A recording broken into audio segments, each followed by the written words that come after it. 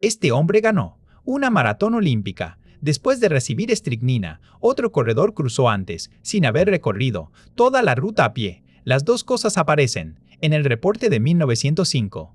Y para entender cómo fueron posibles, hay que volver a una carrera organizada, con reglas muy distintas. San Luis, 30 de agosto de 1904. Los Juegos compartían escenario con la Exposición Universal. La maratón aún no tenía la distancia moderna de 42 kilómetros, con 195 metros.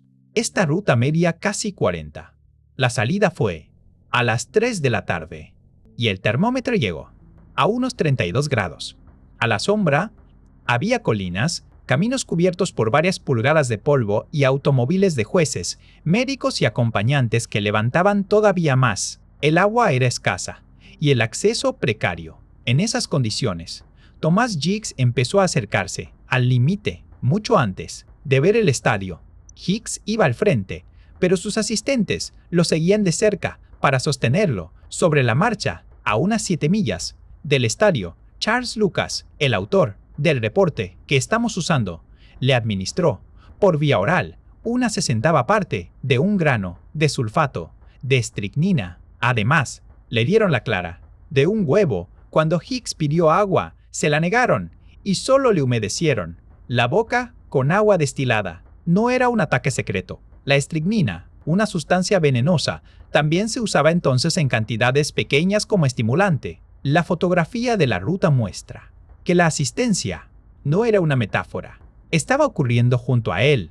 La fuente no describe una ayuda aislada, sino una intervención continua, mientras el corredor seguía moviéndose por una ruta hostil. Cerca de la milla 20, Hicks recibió otra dosis de estricnina, 2 huevos y un sorbo de brandy. Sus asistentes también usaron esponjas y agua tibia mientras él seguía avanzando. Nada de eso lo convirtió en una máquina. El reporte lo describe cada vez más débil y desorientado. Registra incluso que creía que la meta todavía estaba a 20 millas. Hoy la estricnina figura como estimulante prohibido en competición por la Agencia Mundial Antidopaje. En 1904 no existía una regla olímpica que la prohibiera. Hicks no estaba violando una norma antidopaje.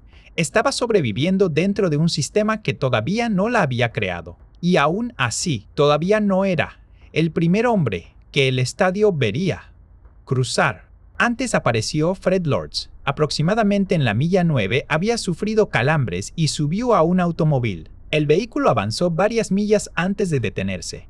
Lords regresó al camino, corrió los últimos kilómetros y entró al estadio antes que todos. Durante unos instantes, la multitud creyó que estaba viendo al campeón. Lucas ya lo había visto dentro del automóvil y le había ordenado salir de la ruta. Después, Lords fue descalificado. Esa era la parte que faltaba. En el hook, Lords fue el primero en cruzar, pero no el ganador. Mientras su falsa victoria se deshacía, Hicks seguía acercándose con sus asistentes. Los casos de Hicks y Lords bastarían para volver absurda la carrera. Pero el resto de la ruta también dejó escenas documentadas. William García cayó al borde del camino, con una hemorragia estomacal grave, que el cronista atribuyó al polvo ingerido. Esa es la explicación del reporte de 1905, no un diagnóstico médico moderno. García sobrevivió. Félix Carvajal, un antiguo cartero cubano, compitió con una camisa barata, zapatos pesados y los pantalones de calle recortados hasta las rodillas. Avanzaba conversando con la gente. Cuando los ocupantes de un automóvil le negaron fruta, tomó de manera juguetona 2 duraznos y siguió. Terminó cuarto. También estaban los sudafricanos, Len Tauniane y Jan Masciani. Un perro persiguió a Tauniane y lo desvió casi una milla. Regresó a la ruta y terminó noveno. El texto de época usa palabras racistas para describirlos. No necesitamos repetirlas para contar lo que hicieron.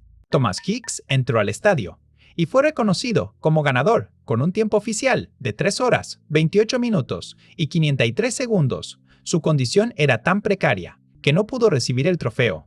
En la pista, lo llevaron al gimnasio para examinarlo. El reporte contemporáneo cuenta 31 hombres que respondieron a la llamada de salida, mientras Olimpedia registra 32 participantes. En la tabla de Lucas, solo 14 aparecen entre quienes terminaron. Dicho de otro modo, en el recuento del cronista, más de la mitad de quienes respondieron a la llamada de salida no figura.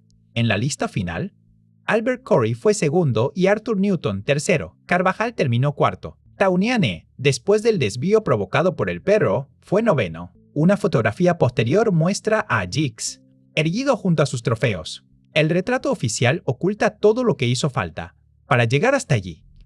Más de un siglo después, algunas versiones mezclan a los dos hombres y dicen que el ganador hizo parte de la ruta en automóvil.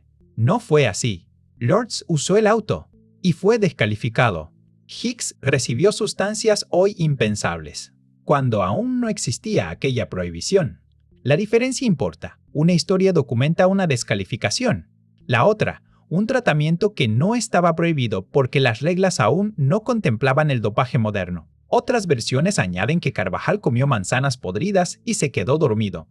Lucas documenta 2 duraznos, pero no menciona las manzanas ni la siesta. Eso no demuestra que un detalle omitido jamás ocurriera. Marca el límite de lo que esta fuente permite presentar como comprobado. La historia no necesita esos añadidos. Los hechos documentados ya parecen imposibles. En una sola tarde, hubo calor, polvo, un trayecto en automóvil, un perro y un campeón tratado con estricnina. Pero el dato que convierte el caos en una medida humana es otro.